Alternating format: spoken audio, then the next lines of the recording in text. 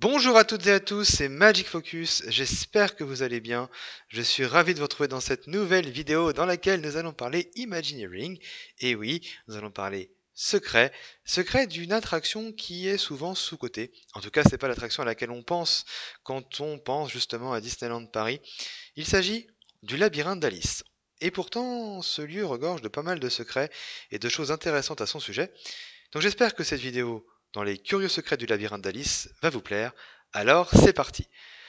Ce qui est assez étonnant, c'est que ce projet de labyrinthe d'Alice, c'est d'abord un projet de Walt Disney lui-même. D'ailleurs, voici quelques concept art justement de ce projet, où on voit des scènes uniques, comme par exemple ici la clé sur la table, ou encore ici le labyrinthe de cartes, mais aussi certaines choses qui ont été reprises pour Disneyland Paris, comme par exemple le chat sur l'arbre ou ici la chenille. Donc c'est un projet de Walt Disney qui a été remplacé plus tard par le Dark Ride. À Fantasyland, le labyrinthe représente l'Angleterre. Et c'est pas étonnant puisqu'après une visite justement en Angleterre, Michael Eisner, qui est PDG de l'époque, va être convaincu qu'il faille ressortir des cartons le projet du labyrinthe de Walt Disney. Il en visite justement en Angleterre, dont un, celui de Longleat, qui sera finalement celui qui servira d'inspiration pour notre labyrinthe d'Alice. Alors, quand il va proposer ça aux Imagineers, la réponse va être assez mitigée.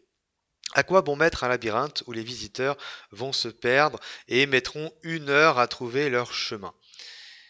Donc, Eisner va insister et ils vont faire appel à un expert en la matière qui va prendre en compte ce principe de créer un lieu sur 2 kilomètres, puisque le labyrinthe fait 2 kilomètres, où il y aura la sensation de se perdre, mais pas vraiment, grâce en fait à la création de chemins semi-imposés aux visiteurs.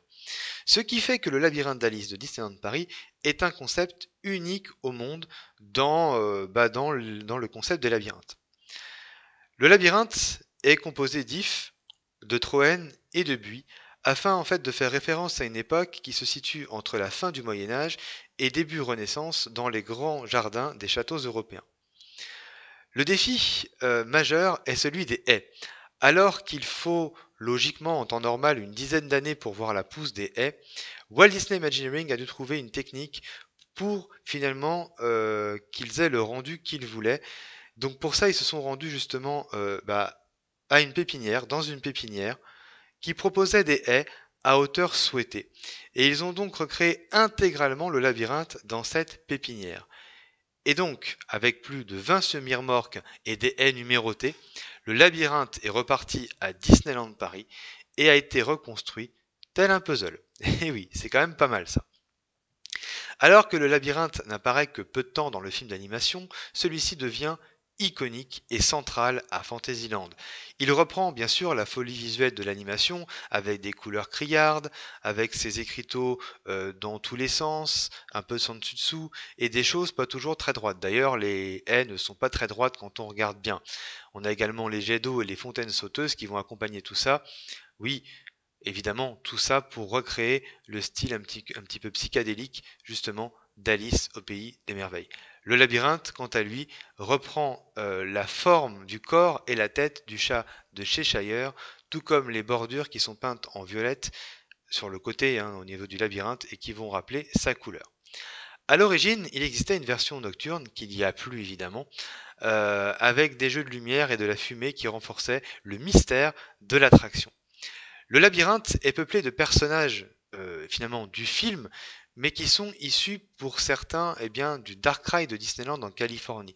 C'est le cas par exemple de la Reine de Cœur, qui à l'origine devait d'ailleurs être à un moment donné représentée avec une bestiole pour une partie de croquet, et on entend d'ailleurs cette phrase, c'est avec vos têtes que je vais jouer au croquet, mais l'animatronique n'a jamais été ajoutée pour des raisons inconnues.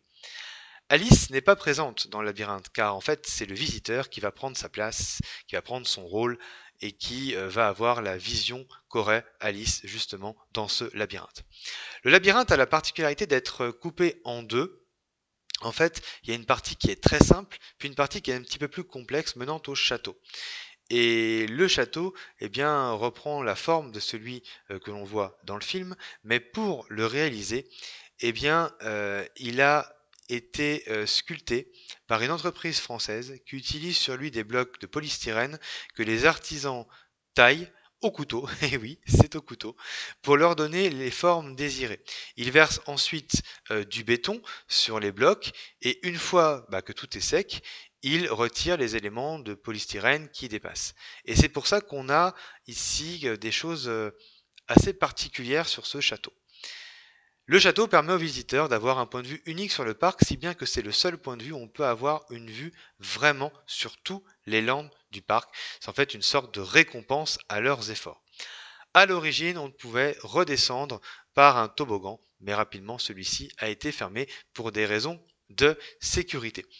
Le labyrinthe a aussi vraiment cette particularité d'être vivant. C'est la seule attraction vivante du parc. Pourquoi? Parce que grâce à sa végétation, grâce aux fleurs, au paysagisme et à tous ceux qui s'occupent des espaces verts, finalement, le labyrinthe peut changer de couleur ou d'aspect en fonction des saisons. Donc voilà pour les secrets de ce labyrinthe, une attraction unique à Disneyland Paris qui est relativement immersive et qui permet une vraie plongée dans le monde d'Alice au pays des merveilles. Merci beaucoup d'avoir regardé cette vidéo, on se retrouve quant à nous dans une prochaine. Merci encore une fois et à très bientôt. Salut salut.